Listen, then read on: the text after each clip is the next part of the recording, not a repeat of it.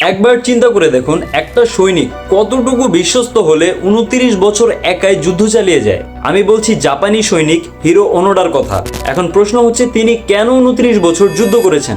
তার কারণ হচ্ছে তার কমান্ডার ইউসুমি তানিগুচি তাকে একটি কঠোর নির্দেশ দেয়, যত যাই হোক আত্মসমর্পণ করবে না। শত্রুপক্ষ তোমাকে নানানভাবে বোকা বানানোর চেষ্টা করবে, তুমি তাদের ফাঁদে পা দেবে না। হিরো ওনোডা এই আদেশকে তার জীবনের চেয়েও বড় মনে করেছিল। 1945 সালে জাপান আত্মসমর্পণ করে। দ্বিতীয় বিশ্বযুদ্ধ শেষ হয়ে যায়, কিন্তু লুবাং দ্বীপের ঘন জঙ্গলে লুকিয়ে থাকা হিরো ওনোডা বিশ্বাস করলেন না।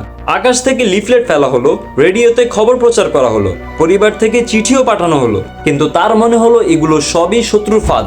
প্রতিদিন বেঁচে থাকার জন্য তিনি শিকার করতেন, লুকিয়ে থাকতেন, পুরনো রাইফেল ব্যবহার করতেন। অবশেষে 1974 সালে জাপানি অভিযাত্রী নোরিও সুজুকি তাকে খুঁজে পান।